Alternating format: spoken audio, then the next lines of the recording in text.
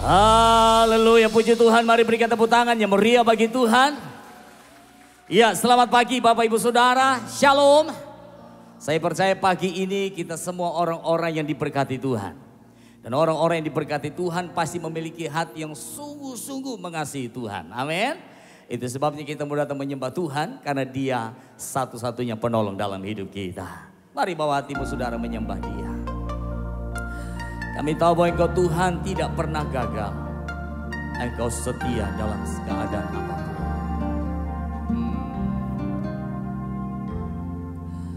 Ajarku mengerti saat jalanmu tak bisa kulihat. Kau tetap setia. Ingatkanku lagi, hidupku ada di dalam tangan-Mu. Rancangan-Mu Tuhan, indah dan mulia. Tuhan tak pernah gagal, sanggup buktikan janji setiamu untuk selamanya. Imanku berkata, Tuhan tak pernah gagal.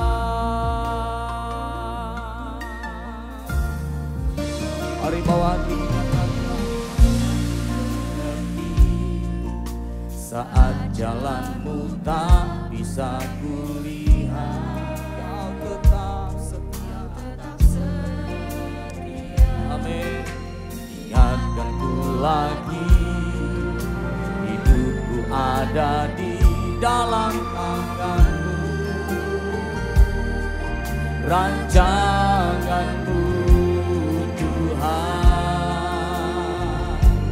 indah dan mulia. Tuhan tak pernah gagal, sanggup buktikan janji setiamu untuk selamanya. Imanku berkata, Tuhan tak pernah gagal.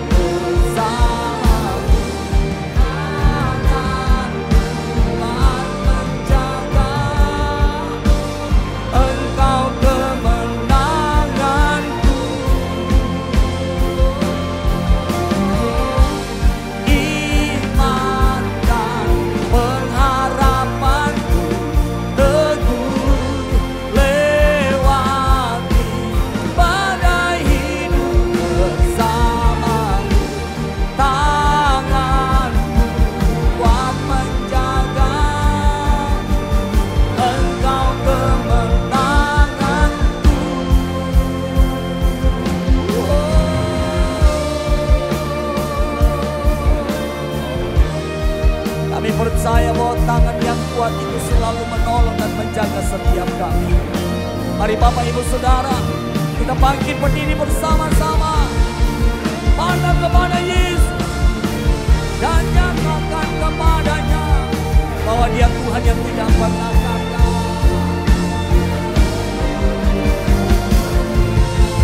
Tuhan tak pernah gagal, sanggup janji setiamu untuk selamanya.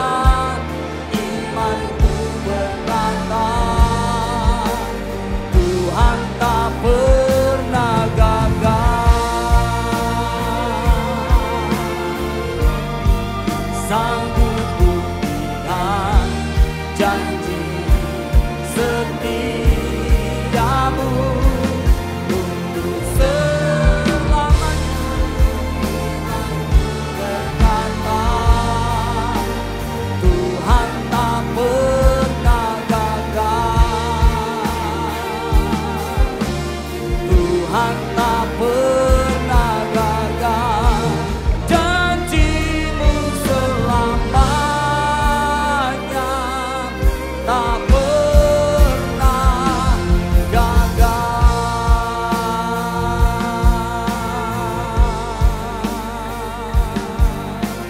Yang percaya mari berikan tepuk tangan yang meriah bagi Tuhan.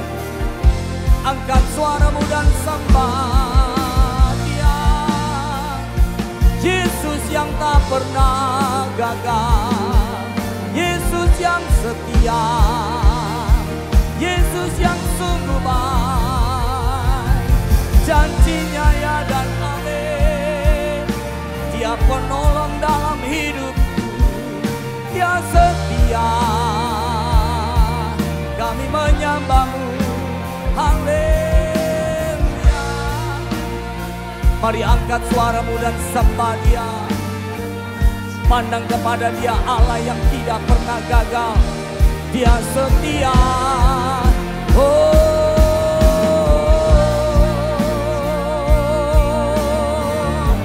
Urapi setiap kami Tuhan, penuhi kami dengan hadirat-Mu, haleluya.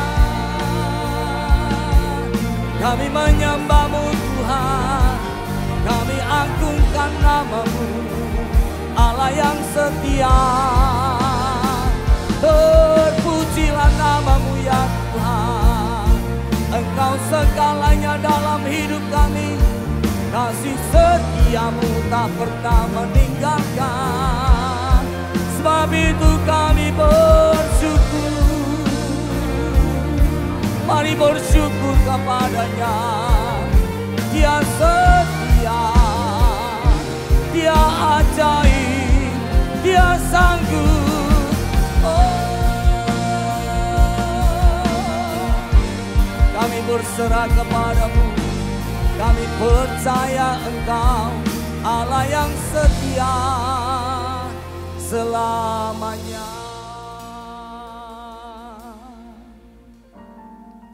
Kami bersyukur kepada-Mu Tuhan, karena Engkau Allah yang setia, Allah yang tidak pernah meninggalkan perbuatan tangannya. Dan kesetiaan-Mu Engkau buktikan sampai hari ini. Kami boleh ada, kami sehat, kami kuat. Itu sebabnya dengan apa kami dapat membalas kebaikan-Mu. Mari berikan hati kami untuk bersyukur. Berikan hati kami kepada-Mu. Supaya Tuhan kami boleh senantiasa menyenangkan Engkau. Mari berkati ibadah ini. Urapi setiap hamba-hamba-Mu yang melayani. Kami percaya ibadah ini mendatangkan berkat. Setiap kami pasti diberkati Tuhan. Kami siap memuliakan Engkau. Dalam nama Yesus kami berdoa. Semua yang percaya katakan bersama. Amin. Berikan tepuk tangan yang meriah bagi Dia. Mari datang dengan hati yang bersyukur kepada Tuhan. Kasih-Nya tidak pernah berubah. Kasih Allah tak berkesudahan, selalu baru setiap hari. Rahmat-Nya pun tak pernah berakhir seumur hidupku. Kasih Allah tak berkesudahan, selalu baru setiap hari. Rahmat-Nya pun tak pernah berakhir seumur hidupku. Dengan sukacita ku kan menari, dengan sorak-sorai memuji, ku naikkan pujian haleluya, nyanyi bagi Dia Sang Raja, nyanyi bagi Dia Sang Raja. Kasih Allah tak berkesudahan, selalu baru setiap hari. Rahmat-Nya tak pernah berakhir seumur hidup. Dengan sukacita, dengan sukacita ku kan menari, dengan sorak-sorai memuji, tunaikan pujian haleluya, nyanyi bagi Dia Sang Raja, nyanyi bagi Dia Sang. Dengan sukacita, dengan sukacita ku kan menari, dengan sorak-sorai memuji, tunaikan pujian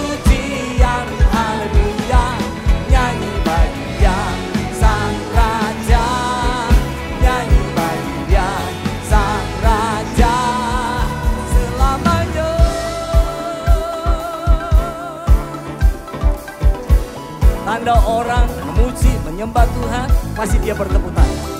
Mari kita bertepuk tangan saudara. Memuji dia, bersyukur buat kasihnya. Hey. Haleluya. Haleluya.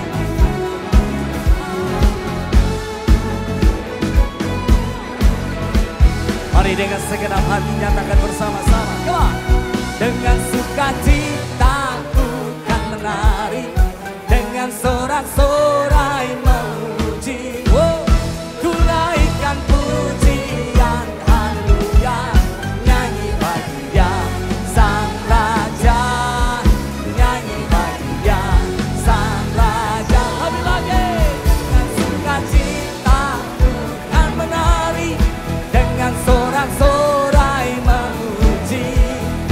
Ku naikkan pujian, haleluya, nyanyi bagi Dia Sang Raja, nyanyi bagi Dia Sang Raja, nyanyi bagi Dia Sang Raja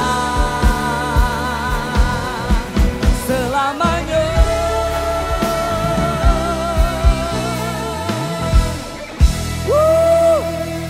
Lebih meriah lagi saudara buat Tuhan.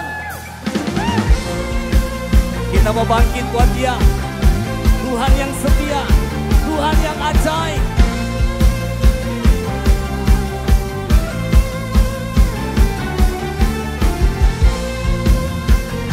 Mari tepuk tangan bersama-sama saudara.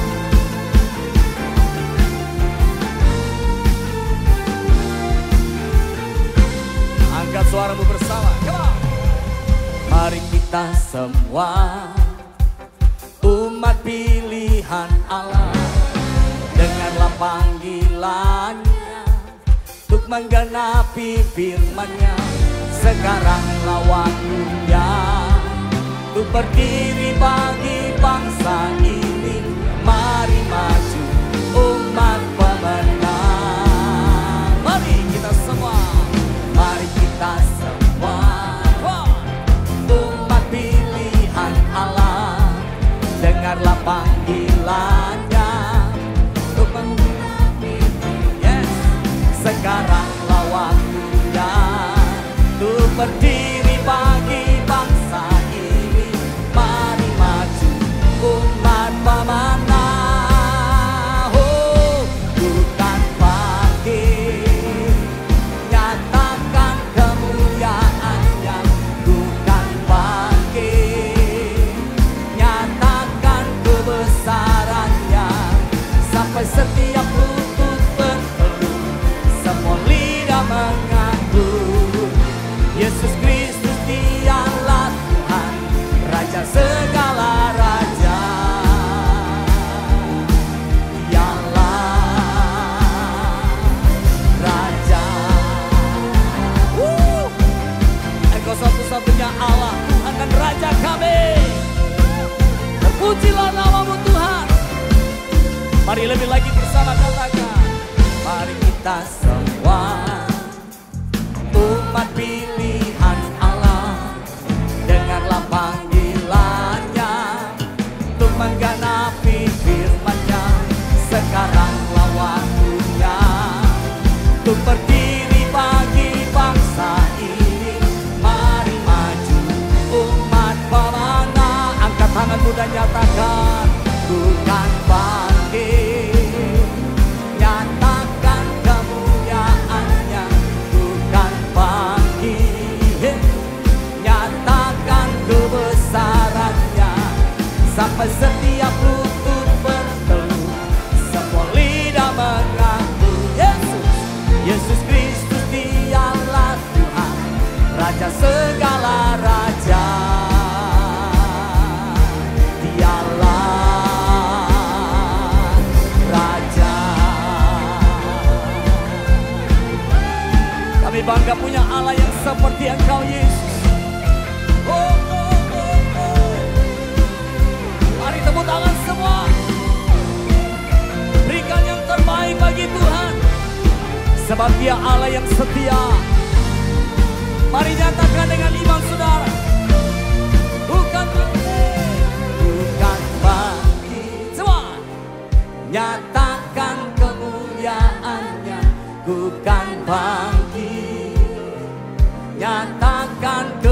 kebesarannya, sampai setiap lutut bertelut, semua lidah mengaku Yesus Kristus dialah Tuhan, Raja segala raja. Dialah bukan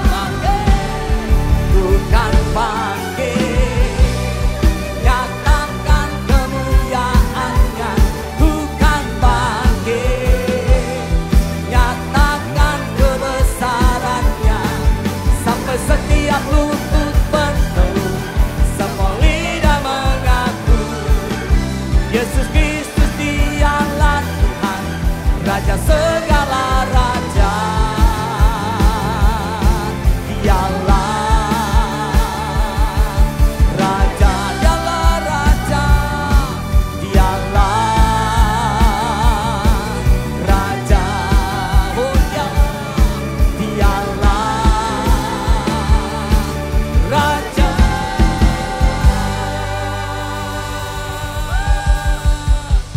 Berikan kemuliaan lebih lagi bagi Tuhan saudara. Haleluya. Silakan duduk Bapak Ibu Saudara.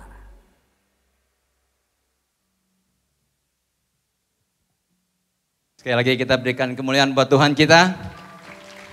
Luar biasa puji-pujiannya. Tim pujian worship leader luar biasa, semangat sekali. Amin saudara, kita juga harus semangat ya.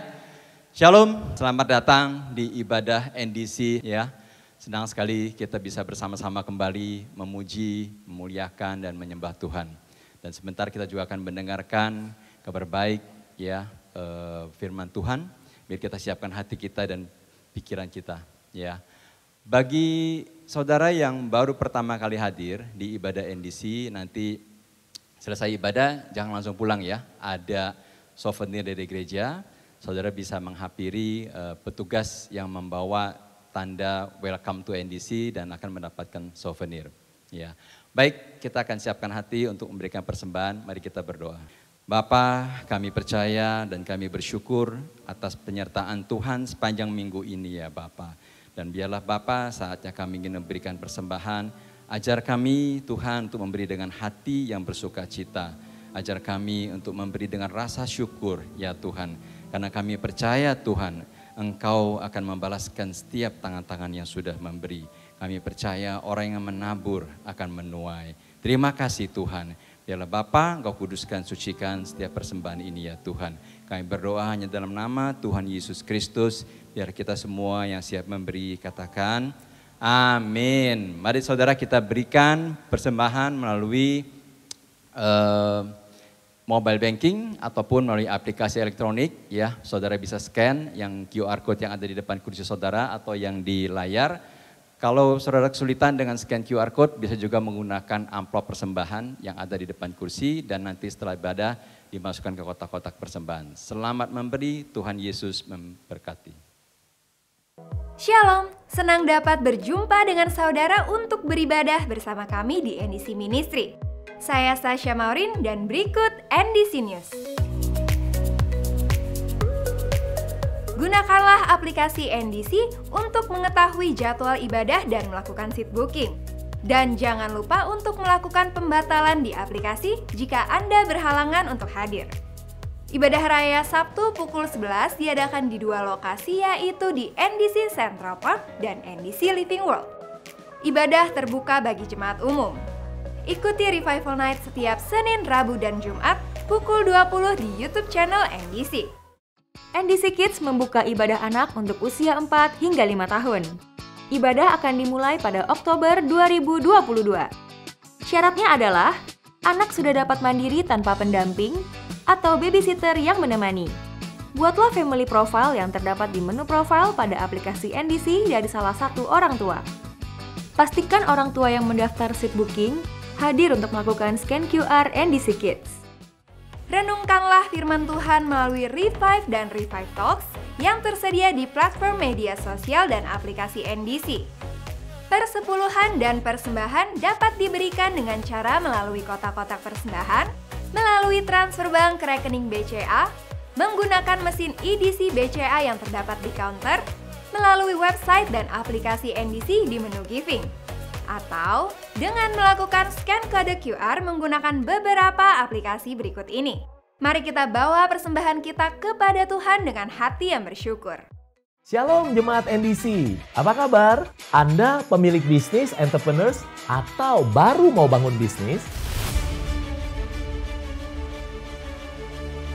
Setelah membagikan 5 strategi praktis marketing and branding di NDC Marketplace sebelumnya, saya, Coach Yohanes G. Pauli, founder dari Gratio Practical Business Coaching, akan membagikan kepada Anda 3 strategi baru yang praktis bagaimana bangun sistem agar bisnis Anda bisa autopilot. Sehingga bisnis Anda bisa jalan sendiri tanpa harus selalu ada Anda di dalamnya.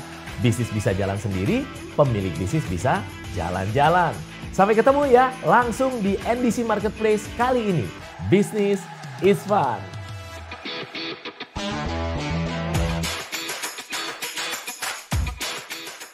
NDC Holy Land Journey akan berangkat ke Israel pada 26 Februari 2023 dengan pembimbing rohani Senior Pastor Josia Abdi Saputra. Di Israel, kita akan mengunjungi situs-situs tempat Yesus melayani dan membuat mujizat. Dan untuk Holy Land Plus East Europe, setelah dari Israel, kita akan mengunjungi tempat-tempat yang indah di Eropa Timur. Kuota sangat terbatas dan tersedia beberapa seat lagi. Bagi Anda yang rindu mengikuti NDC Holy Land Journey, dapat mengambil brosur di counter atau segera menghubungi Ibu Yani Suhalim atau Bapak Stephen Gunawan di nomor WhatsApp berikut.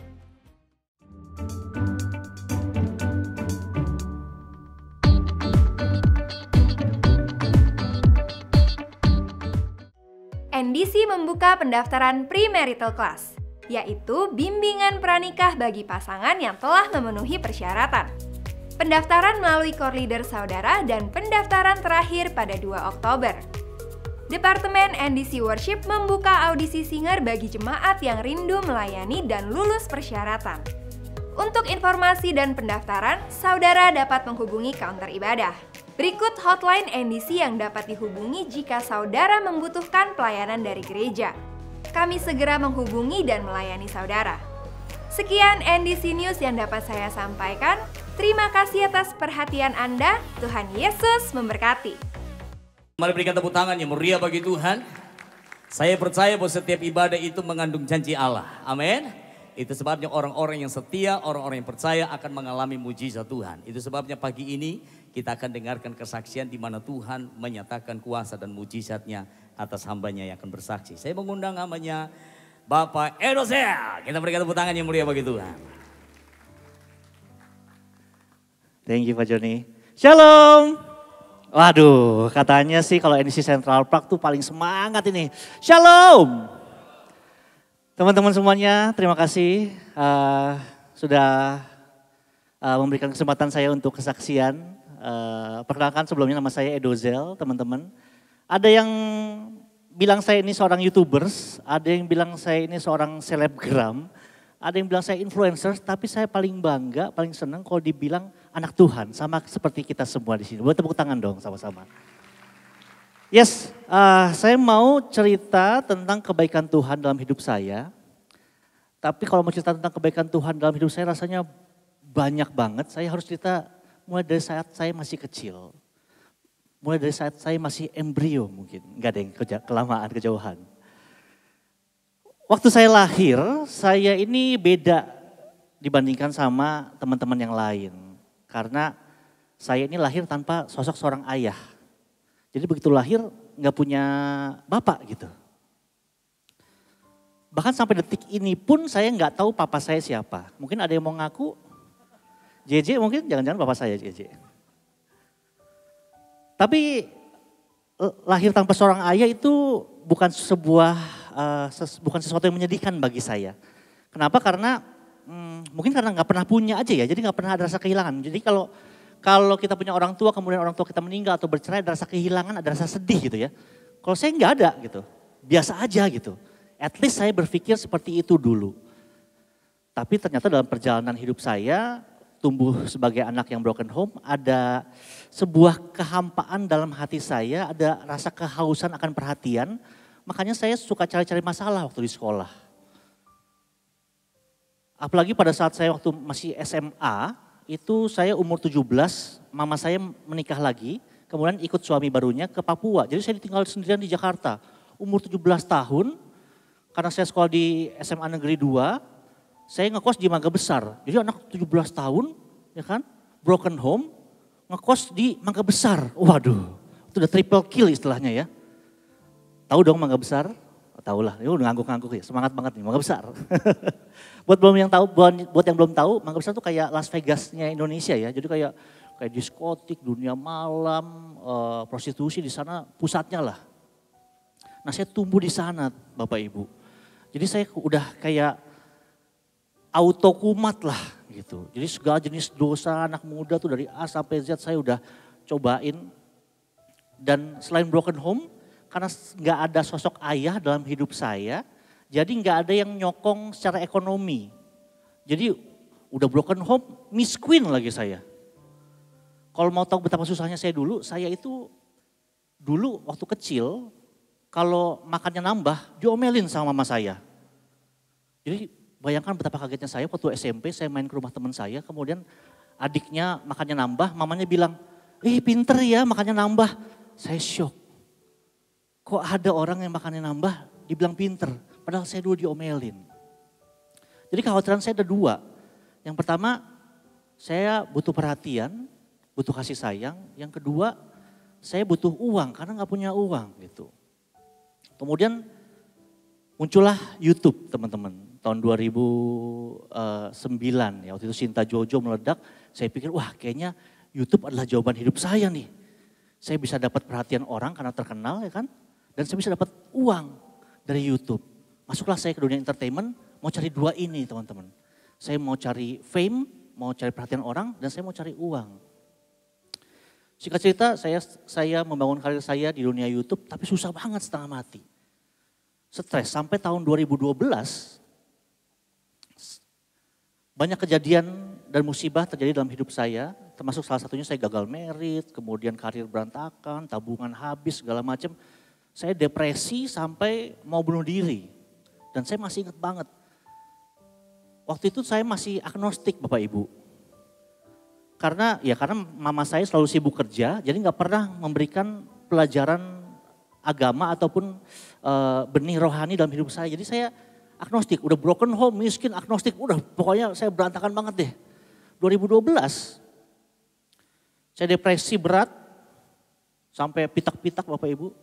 Kepala saya, sampai satu titik saya pernah, karena saya kos di Tanjung Duren, saya pernah nge-skip, nge-blank, tiba-tiba saya di tengah jalan, di perempatan polisi Tanjung Duren yang depannya ATM BI itu, tiba-tiba saya di tengah jalan.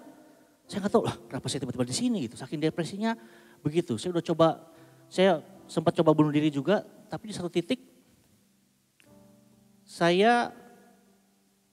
di saat saya lagi bingung mau kemana, ada satu teman saya yang dia tuh kalau dengar lagu di HP-nya selalu lagu rohani. Dan kalau bikin status selalu ayat Alkitab. Dan zaman itu zamannya BBM, BlackBerry Messengers. Jadi kalau dengar lagu muncul tuh now listening. Saya bete dong sebagai orang yang agnostik. Ini orang kenapa sih? Kalau dengar lagu selalu lagu rohani. Sebegitu hebatkah kekristenan ini gitu. Tapi di masa saya lagi depresi, lagi berat, lagi nggak tahu mau ngapain, saya jadi penasaran. Kenapa sih ini orang cinta banget sama kekristenan? Kucuk-kucuklah saya datang ke tempat ini, Bapak Ibu, di NDC. Pertama kali saya ke gereja Bapak Ibu, saya nggak tahu yang khotbah siapa, saya nggak tahu yang isi khotbahnya tuh apa, saya nggak tahu. Tapi saya tahu saya duduk di sebelah sana Bapak Ibu. Saya nangis Bapak Ibu, wah gila. Saya depresi itu 3 bulan gak bisa nangis, gak bisa marah. Saya duduk di sana, saya tiba-tiba nangis, sesengukan, udah bukan nangis yang terharu, yang berkaca-kaca, enggak. Saya udah nangis sampai yang ganggu ibadah. Karena saya nangis bukan pada saat lagi praise and worship, ketutupan lagu kan. Lagi khotbah saya nangis sesengukan di sana, ganggu banget. Tapi pulang dari gereja, saya lega Bapak Ibu, wah 3 bulan depresi, tiba-tiba bisa nangis tuh kayak balon dipecahin langsung dar gitu. Minggu depannya lagi saya datang lagi ke sini lagi, nangis lagi, pulang lega. Minggu depannya begitu lagi, jadi saya ke gereja cuma numpang nangis doang Bapak Ibu. Tapi perlahan-lahan saya kenal sama Tuhan Yesus. saya mulai mengerti the reason why, kenapa saya tumbuh di keluarga broken home, kenapa saya dimenangkan melalui status BBM, kenapa saya dimenangkan melalui status sosial media. Karena satu titik dalam hidup saya berdoa sama Tuhan. Saya masih ingat banget sama doanya, saya bilang, Tuhan, saya mau bertobat Tuhan, kalau dulu saya masuk dunia entertainment, mau dapetin uang, mau dapat perhatian orang, tapi saya mau berubah, saya pengen jadi dampak buat anak muda. Wah, Bapak Ibu tahu nggak? Dalam setahun, yang tadinya struggling mau dapetin 10.000 followers, 10.000 subscribers, setengah mati, 2 tahun saya kerjain gak bisa-bisa. Dalam setahun setelah bertobat itu, setahun 500.000 subscribers, tahun berikutnya 1 juta subscribers. Dan itu jadi penerima golden play button pertama di Indonesia setelah Raditya Dika. So it's amazing.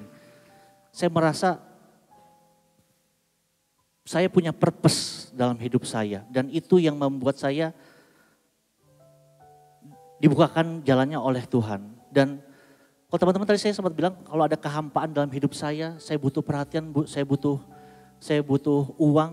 Ternyata kehampaan dalam hati saya itu begitu besarnya, saya nggak bisa isi sama uang, saya nggak bisa isi sama perhatian orang, tapi saya bisa isi sama pribadi yang paling besar, itu Tuhan Yesus sendiri. Wow, gitu. For the first time in my life, I feel whole. Pertama kali ini dalam hidup saya itu saya merasa utuh banget. Wah, nggak perlu apa-apa lagi, cuma perlu Tuhan aja. Kemudian saya belajar bahwa, oh kalau saya purpose-nya benar, oh Tuhan bukakan jalan loh. Di situ saya juga belajar bahwa setiap tahun saya selalu tanya sama Tuhan, Tuhan mau saya ngapain? And banyak banget mujizat yang saya bisa ceritain ke teman-teman. Tapi mungkin salah satunya tahun 2020, di saat pandemi mulai, itu kan banyak yang dipecat dari pekerjaannya ya. Tuhan suruh saya untuk buka restoran. Wah, 2020 buka restoran tuh kayak gak make sense. Sampai-sampai saya ditarik sama mentor saya bilang, Dok, kenapa lu buka restoran? Bisnis F&B, ini pandemi loh. Orang gak bisa datang ke restoran. Bisnis F&B 80% bangkrut. Kenapa lu malah buka usaha? Terus aku bilang sama dia, saya bukan buka usaha, saya buka lapangan pekerjaan. Cici pun datang ya waktu itu ya. Tahu gak? Bulan Juni 2020 kita buka satu cabang, 3 bulan kemudian kita udah buka 30 cabang. Pandemi loh, gila gak? Gak make sense, sampai sekarang saya masih mikir, wah gila gak make sense banget. Bisa seperti itu. Dari situ saya percaya bahwa kalau kita punya purpose yang benar, apapun yang kita lakukan Tuhan bersama kita. Dan kalau Tuhan udah buka jalan, wah luar biasa teman-teman. Kita buka restoran Nyapi, modal 100 juta, tiba-tiba 3 bulan kita dapat omset 3M. Wah gila banget, di tengah pandemi lagi. So saya percaya, selalu tanya sama Tuhan, Tuhan mau apa sih dalam hidup saya? Tuhan mau saya ngapain? Dan terakhir, saya mau tutup dengan sesuatu yang selalu dititipkan sama saya untuk anak-anak muda. Teman-teman, terutama anak muda, dunia ini gak butuh lebih banyak orang sukses. Dunia ini butuh lebih banyak orang baik. Terima kasih, Tuhan berkati. Mari berikan tepuk tangan sekali lagi saudara yang lebih meriah bagi Tuhan. Kita mau datang menyembah Dia bersama-sama. Engkau Tuhan yang menjadi penolong dalam hidup kami. Kami tahu bahwa Engkau setia. Engkau tidak pernah meninggalkan kami.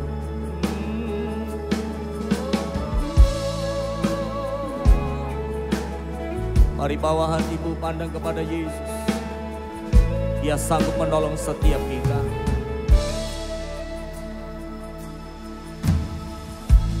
Yesusku, penyelamatku, tiada yang seperti Engkau. Setiap hari ku memuji keajaiban kasih-Mu. Oh, menghibur, pelindung, menara kekuatan. Biarlah semua yang bernafas tak berhenti menyembah.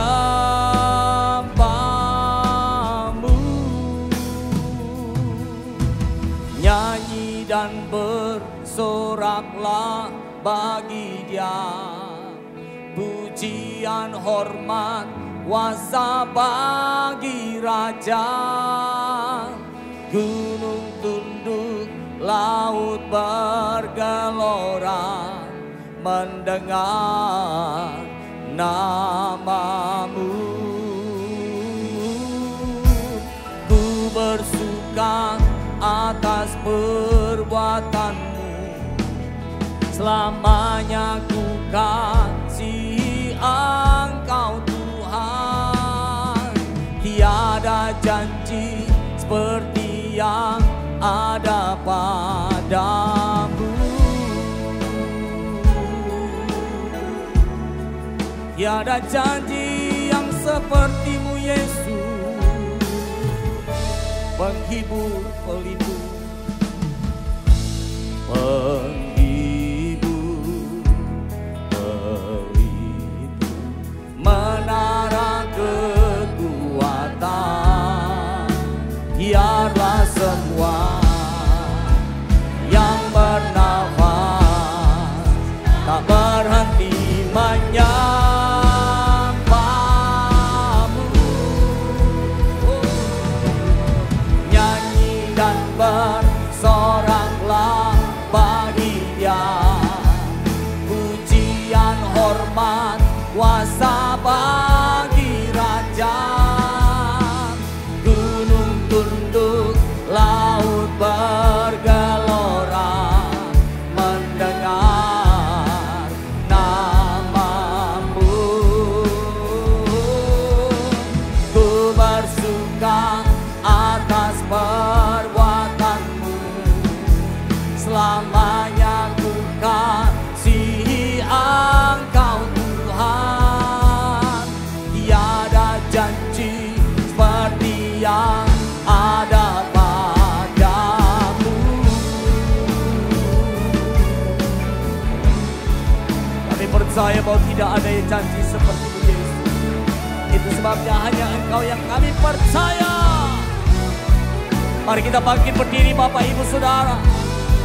Pandang kepada Yesus, nyatakan bersama. Nyanyi dan bersoraklah bagi Dia. Pujian hormat kuasa bagi Raja. Gunung tunduk, laut bergelora mendengar nama-Mu. Ku bersuka atas perbuatan-Mu, selamanya ku kasihi Engkau Tuhan. Tiada janji seperti yang ada pada. Tiada janji seperti yang ada pada. Tiada janji seperti yang ada padamu. Berikan kemuliaan bagi Tuhan Yesus. Haleluya.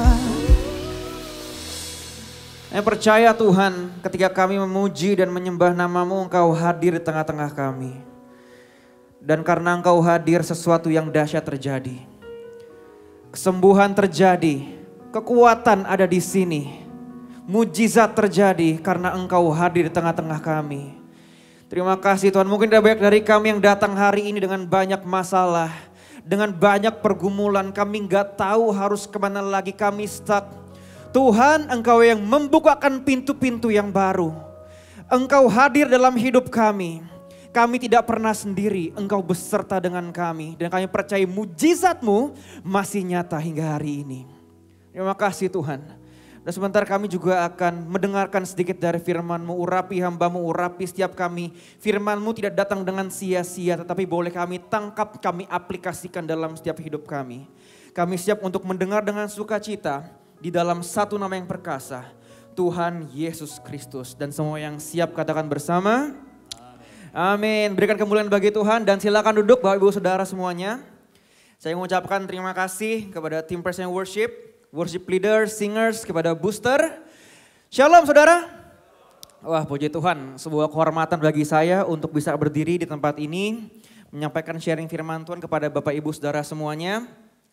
Terima kasih Ko Edo, kesaksiannya memberkati. Saya tahu Ko Edo sebelum dia jadi YouTuber saudara, kalau masih ingat. Dulu Ko Edo, fun fact ya, FYI aja, dulu Ko Edo itu MC Sweet 17 saudara. Jadi setiap kali saya Sweet 17 ada Ko Edo. Maha hadir dia. Dan aku bersuka cita karena Tuhan menggunakan hidup Ko Edo dengan luar biasa. Dan aku berdoa supaya lewat hidup Ko Edo banyak anak-anak muda diberkati. Dan Cici juga diberkati, El juga diberkati, keluarganya diberkati. Ya. Dan saudara, kita masih ada di dalam bulan ini. Dan sebenarnya kalau hari ini itu bebas temanya. Tetapi saya ingin menyampaikan sharing firman Tuhan dari perkataan Yesus dalam Sermon on the Mount. Kalau hari Minggu kita belajar mengenai sabda bahagia, hari ini saya menyampaikan perkataan Yesus, ajaran Yesus dari yang lain. Jadi bukan sabda bahagia.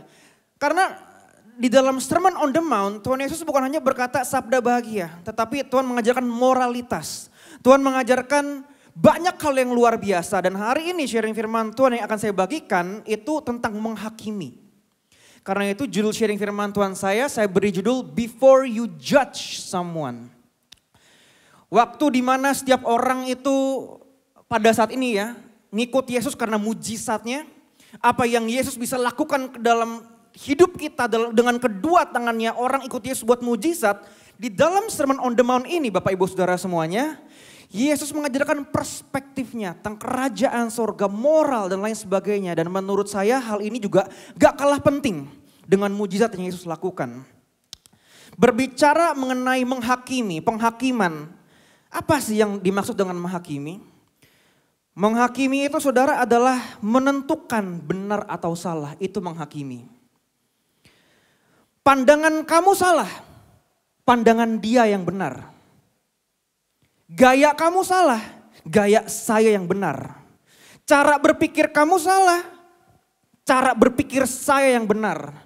Dan saudara sadar atau enggak sadar dalam hidup ini, dalam keseharian kita, kadang-kadang kita suka menghakimi, benar ya? Kita lihat Instagram, kita lihat TikTok, kita lihat sosial media, kita lihat core leader kita lihat pendeta kita lihat teman-teman kita mungkin enggak ngomong, tetapi dalam hati kita menghakimi. Salah, benar. Allah ini orang, saya yang keren. Dan Yesus luar biasa saudara. Karena dia berbicara satu hal yang luar biasa tentang menghakimi. Dan apa yang firman Tuhan katakan tentang menghakimi? Matius 7 ayat 1 sampai 5. Saya akan bacakan kepada saudara semua dan kita akan lihat, kita baca dengan seksama. Matius 7 ayat 1 sampai 5. Firman Tuhan berkata, jangan kamu menghakimi, supaya kamu tidak dihakimi. Karena dengan penghakiman yang kamu pakai untuk menghakimi, kamu akan dihakimi. Dan ukuran yang kamu pakai untuk mengukur akan diukurkan kepadamu. Mengapakah engkau melihat selumbar di mata saudaramu, sedangkan balok di dalam matamu tidak engkau ketahui?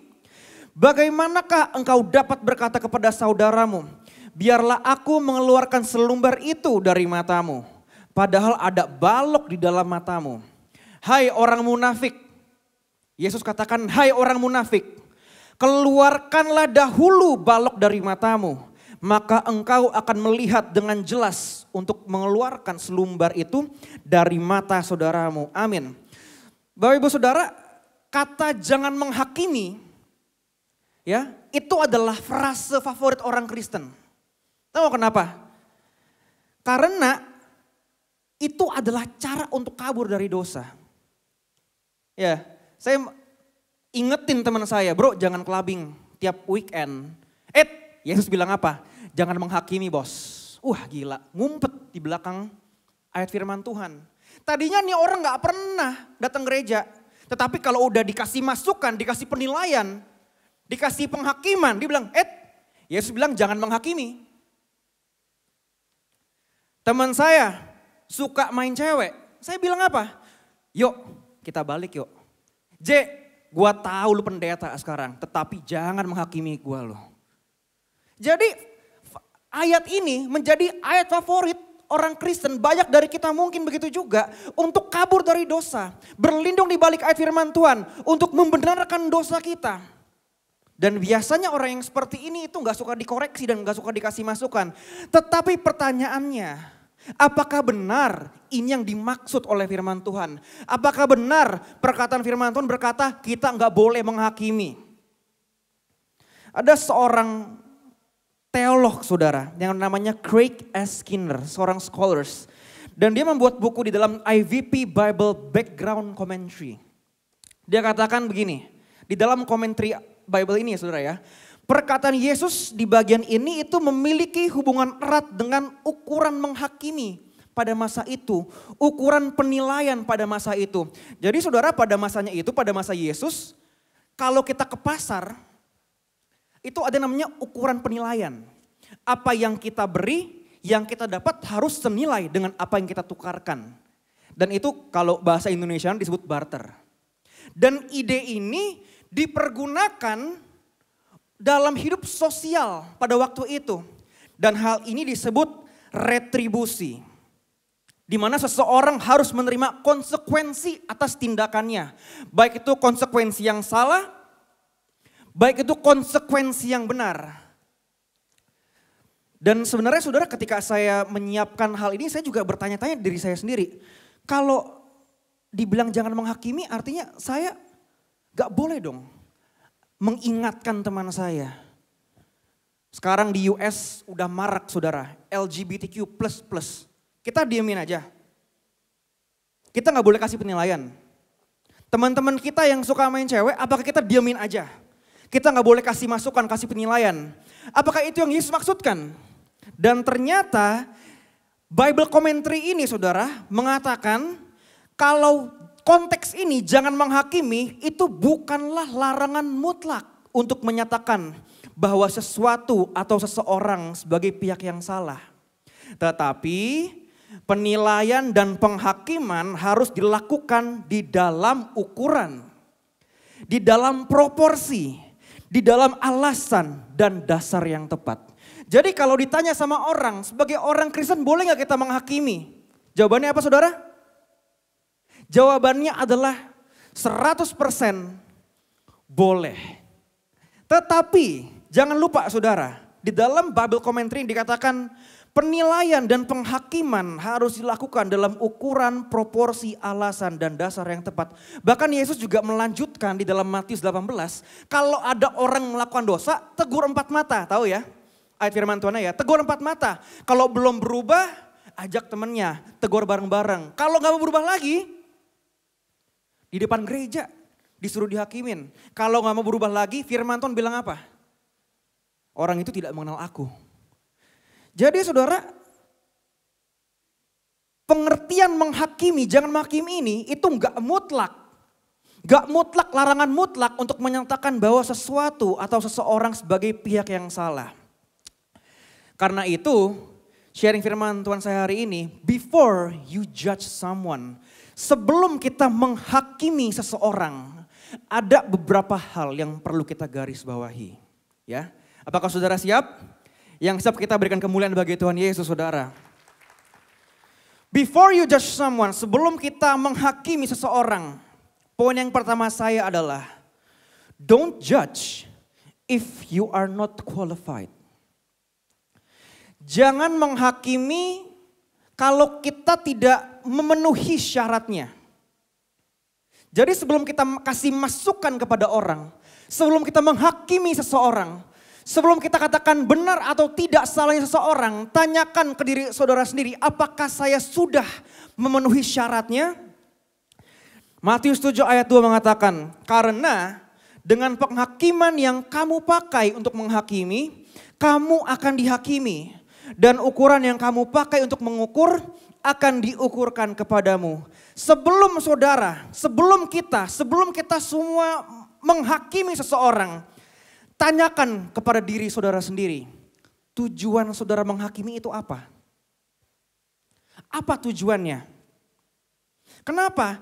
Karena seseorang harus memastikan dengan jelas alasan dan dasar penilaian tersebut. Kenapa? Karena dengan penghakiman yang kamu pakai untuk menghakimi, kamu akan dihakimi juga.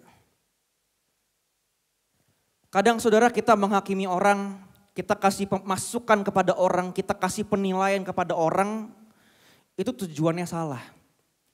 Tujuannya kadang bisa untuk menjatuhkan orang.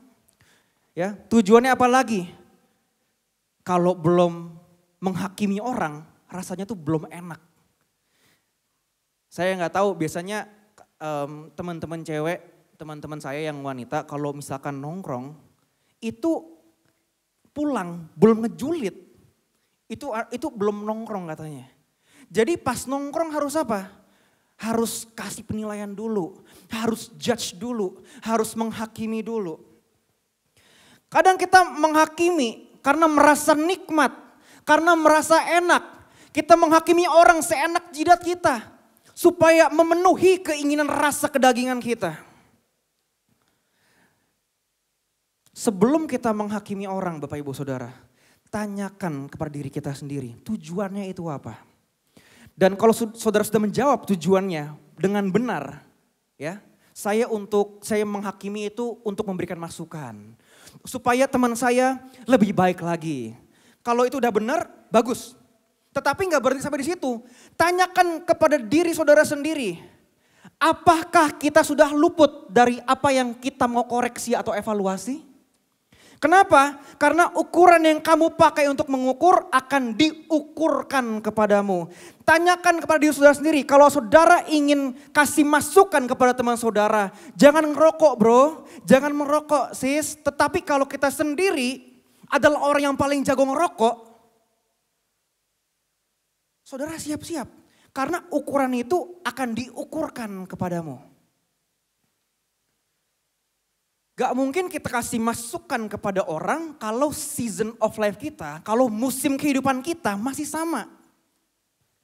Tanyakan kepada diri saudara sendiri, apakah kita luput dari apa yang mau dikoreksi atau evaluasi? Berarti Pastor Jeremy, kita harus suci dulu dong.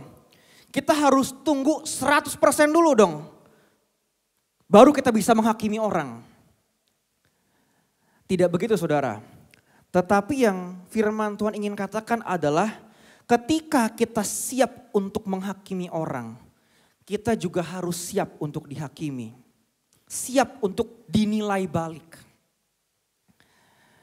Dan saudara sedihnya apa? Sedihnya adalah kadang-kadang kita menggunakan double standard dalam menghakimi orang. Iya gak sih? Kadang-kadang kita double standard. Kadang-kadang kalau kita menghakimi orang, wah detail banget. Ini orang dosanya kita kejar terus sampai malu. Sampai orang-orang tahu dosanya apa. Kadang-kadang kita mencecer dosa orang tuh jago banget. Kita master of penghakiman. Kita tajam kepada orang lain. Tetapi kita nggak tajam sama diri kita sendiri. Kita menggunakan double standard dalam penghakiman kita. Karena itu saudara, saya tuh pribadi saya, kalau saudara kenal aku secara pribadi nih, aku tuh orang yang paling hati-hati, paling berhati-hati kalau kasih masukan, kasih penilaian, kasih penghakiman, kasih tahu salah benernya, hati-hati. Kenapa? Karena saya jujur saudara, saya belum sempurna. Saya masih banyak kekurangan, saya masih banyak dosa. Sebelum kita memberikan judgment, sebelum kita memberikan penilaian kepada orang, tanyakan kepada diri saudara sendiri, apakah kita udah menjadi pribadi yang memenuhi kriterianya untuk menghakimi?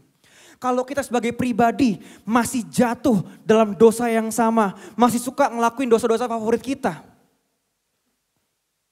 ukuran itu akan diukurkan kepadamu. Dan orang ngeliat kita, ya sama aja. Yuk kasih aku masukan. You sama aja, you gak ada bedanya. Bahkan dia lebih parah. You sok orang Kristen datang tiap minggu. Favoritnya apa? Clubbing, ngobat, dan lain sebagainya. Jadi di poin yang pertama ini poin yang very very strong, very very powerful. Judge, menghakimi orang itu boleh. Tapi jangan lupa evaluasi diri dulu. Tanyakan kepada diri saudara. apakah kita udah menjadi pribadi yang baik atau belum. Kenapa? Ukuran yang sama akan diukurkan kepada saudara. Karena itu di poin yang pertama ini, menghakimi boleh kalau kita sudah memenuhi syarat-syaratnya. Itu yang pertama saudara. Don't judge if you are not qualified. Yang kedua, poin yang kedua saudara. Judge based on their fruit.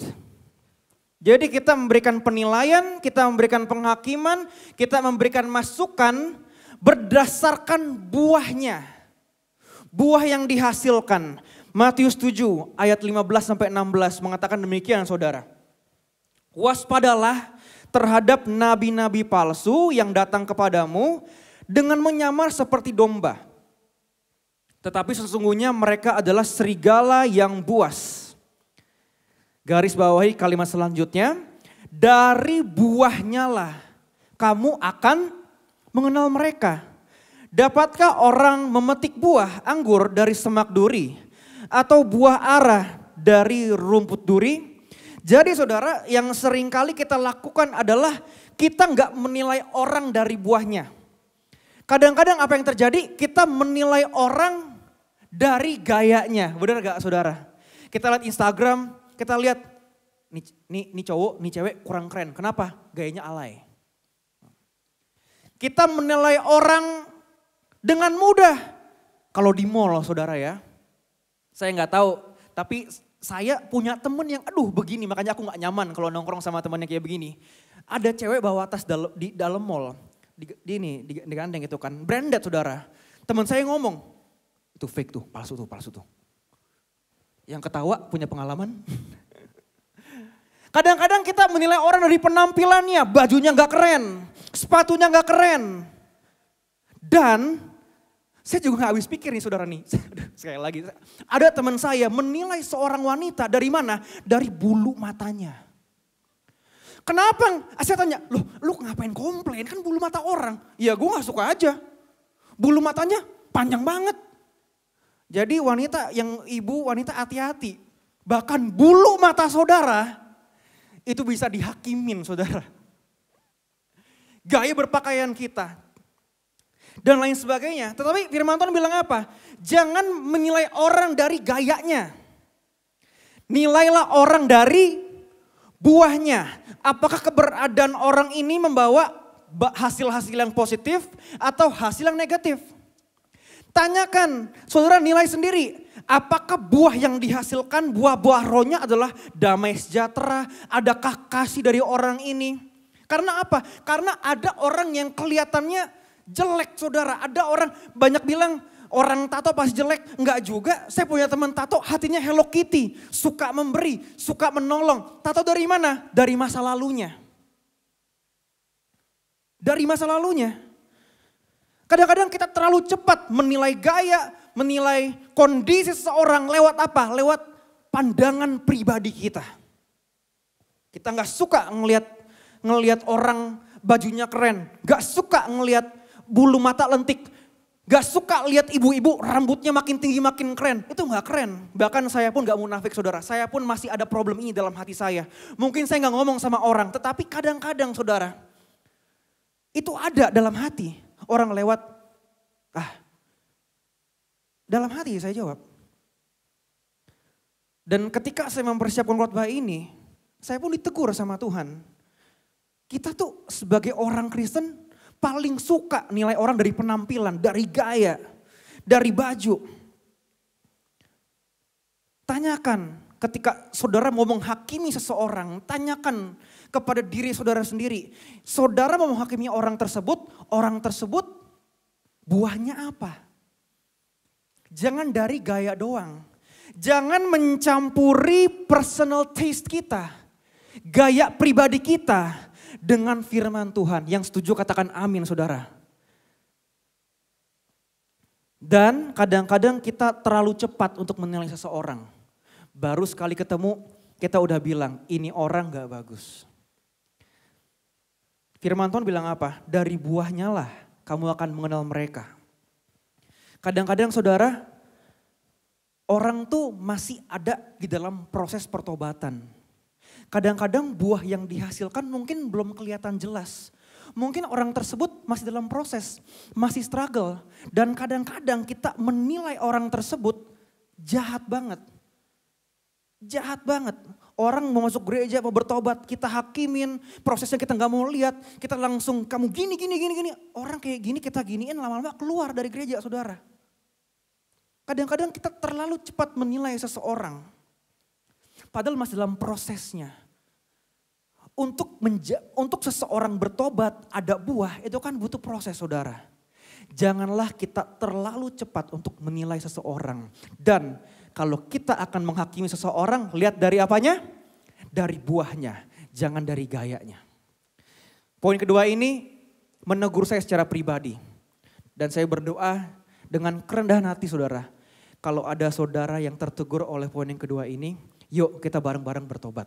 Yuk kita bareng-bareng ingetin diri kita sebelum kita judge someone, before we judge someone, tanyakan buah apa yang dihasilkan. Itu poin yang kedua, saudara. Poin ketiga adalah poin yang terakhir saya. Sebelum kita menghakimi seseorang, yang ketiga adalah judge people closest to us. Hakimi seseorang, berikan masukan kepada seseorang, itu mulai dari yang mana? Dari yang terdekat dulu, kata firman Tuhan. Matius 7 ayat 3-5 mengatakan demikian. Mengapakah engkau melihat selumbar di mata saudaramu, sedangkan balok di dalam matamu tidak engkau ketahui? Bagaimanakah engkau dapat berkata kepada saudaramu, biarlah aku mengeluarkan selumbar itu dari matamu. Padahal ada balok di dalam matamu. Hai orang munafik, keluarkanlah dahulu balok dari matamu, maka engkau akan melihat dengan jelas untuk mengeluarkan selumbar itu dari mata saudaramu. Terjemahan bahasa aslinya saudara dalam bahasa Yunani itu adelphos.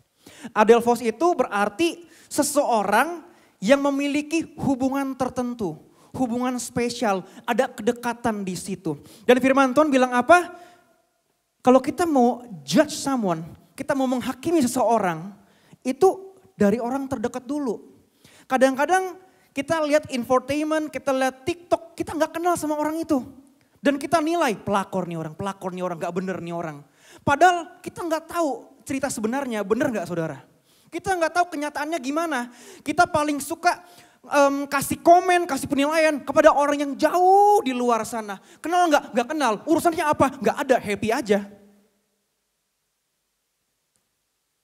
Firman Tuhan berkata mulai dari orang-orang terdekat dulu. Kenapa? Orang-orang terdekat saudaralah yang butuh banyak masukan dari saudara. Butuh penilaian dari saudara. Butuh penghakiman dari saudara. Ayah saya adalah orang yang paling suka masukan kepada saya, saudara. Kalau nyampe rumah habis khotbah nih misalkan ya. Suka kasih masukan, penilaian. Mana yang bagus, mana yang enggak, mana yang salah, mana yang benar. Dimulai dari orang-orang terdekat dulu. Kita suka ngejudge dalam gereja pun saudara. Kita suka ngejudge, kita menilai, menghakimi orang yang kita nggak kenal. Dan kadang-kadang yang kita hakimin salah. Kenapa? Karena ceritanya nggak seperti itu. Pernah nggak sih saudara menghakimi seseorang, saudara bilang ini orang parah nih. Wanita ini parah, pria ini parah. Tetapi saudara tahu cerita sebenarnya. Dan penilaian saudara, penghakiman saudara salah. Saudara jadi gak enak hati sendiri, pernah gak saudara? Saya pernah. Saya pernah, rasanya apa gak enak banget. Merasa bersalah kepada orang yang saya hakimin. Jadi firman Tuhan tuh luar biasa banget karena Yesus berkata dari orang-orang terdekat dulu. Jangan jadi jagoan, jangan jadi mau sok menghakimi semua orang di dunia, di infotainment, di TikTok, di Instagram. Penghakiman kepada orang yang dekat, kita harus lakukan dengan tujuan yang baik. Untuk kasih kepada sesama pengikut Yesus. Jadi saudara, saya juga baca beberapa artikel. Kalau kita gak punya orang yang menghakimi kita, menilai kita dalam keseharian kita. Kita tuh seperti orang yang berjalan di pinggir jurang katanya. Kenapa? Karena nggak ada yang kasih masukan. Ketika jalan melenceng, nggak ada yang kasih masukan, nggak ada kasih penilaian, nggak ada penghakiman. Kata pribadi ini seperti orang yang jalan di tepi jurang. Karena itu saudara, jadilah pribadi yang suka dikasih masukan. Jadilah pribadi yang mau menerima teguran. Dan saya jujur, saya orang DISC-nya saya orang dominan. Orang dominan ada nggak di sini? Kalau saudara ada yang tahu karakter saudara, orang dominan kalau ditegur, ego naik, ya nggak? Orang ditegur, marah, emosi balik. Mau mikir, mana nih yang bisa gue attack nih, mana bisa saya attack balik nih, kickback nih. Jadilah pribadi yang suka menerima teguran dan jadilah pribadi yang menegur orang yang terdekat sama kita. Karena apa? Karena ini yang Yesus ajarkan. Adelphos, saudara dekat dengan kita. Pemain musik boleh siapkan diri.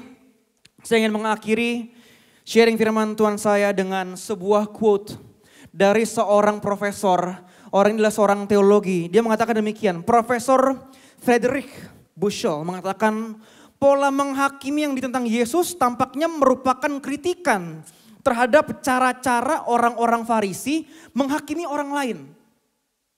Dengan kekerasan, penghinaan, dan kesombongan. Karena manusia secara umum suka menghakimi sesamanya. Karena mendapatkan kepuasan dan memperlihatkan diri kita sebagai orang yang baik dan bermoral. Apa kita orang Farisi? Kita jago firman Tuhan. Tapi kita gak berani lihat diri kita balik. Ukuran yang kita hakimkan kepada orang, nilai orang, kita gak berani hakimin balik. Sebelum kita judge someone, before you judge someone, tanyakan kepada diri saudara. Apakah saya sudah memenuhi syaratnya? Apakah saya sudah menilai orang dari buahnya atau pribadinya? Ataukah kita salah menilai dari gayanya yang kita gak suka, personal taste kita? Dan yang ketiga, kita jangan menilai orang yang jauh. Kasihlah masukan penilaian kepada orang-orang yang terdekat dulu. Saya berdoa saudara, supaya saya pun termasuk, supaya saya pun memiliki kedewasaan. Dan kita semua punya kedewasaan untuk bisa menghakimi. Dan menghakiminya bukan asal menghakimi sesuai dengan firman Tuhan. Yang percaya dan setuju kita berikan kemuliaan bagi Tuhan Yesus. Inilah yang ku renungkan, haleluya, setiap waktu. Nyanyian pujian dan pengagungan kepadamu. Biarlah manis kau dengar Yesus. Kau dengar Tuhan. Manis kau dengar Tuhan. Ku bersuka. Mari kita bersama-sama kita bangkit berdiri. Kita katakan bersama, inilah yang ku renungkan. Inilah yang ku renungkan setiap waktu. Biarlah pujian dan pengagungan kepadamu. Biarlah manis kau dengar Tuhan. Manis kau dengar Tuhan. Manis kau dengar Tuhan. Dan hatiku bersuka. Namun bersama-sama kita berikan kemuliaan yang paling meriah bagi Tuhan Yesus.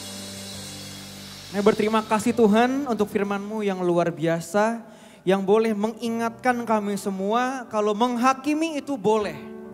Tetapi sesuai dengan firman yang Tuhan katakan. Berikan kami kedewasaan Tuhan. Supaya ketika kami menghakimi orang, kami sudah memenuhi syaratnya. Kami menghakimi dari buahnya. Dan kami boleh menghakimi orang-orang yang terdekat, di dekat dengan kita. Aku berdoa ampuni semua dosa kami kalau kadang kami masih menilai orang dari gayanya, berpakaiannya, tingkah lakunya. Ampuni kami Tuhan, hari ini kami pulang tidak sama seperti kami datang. Kami mau aplikasikan firman Tuhan dalam setiap hidup kami. Dan sebentar kami juga akan pulang. Aku berdoa Tuhan supaya apapun yang kami kerjakan itu boleh berhasil dan sukses. Apapun yang kami lakukan itu boleh menjadi berkat bagi banyak orang. Apapun yang kami kerjakan dan lakukan itu boleh menyenangkan hati Tuhan. Boleh berkenan kepada Tuhan. Dan sekarang saatnya saudara, kita arahkan hati kita kepada Tuhan. Kita buka hati dan kita terima bersama anugerah dan berkat dari Allah Bapa, cinta kasih dari Tuhan Yesus Kristus, dan penyertaan yang manis dari Roh Kudus melawat kita, memenuhi kita mulai dari sekarang sampai selama-lamanya. Yang percaya katakan bersama, amin. Hidupku menggenapi firman-Mu, tanda mujizat sertai tiap langkahku. Kau bersamaku, di dalamku, jadi bukti kebesaran-Mu. Sampai berjumpa minggu depan, Tuhan Yesus memberkati.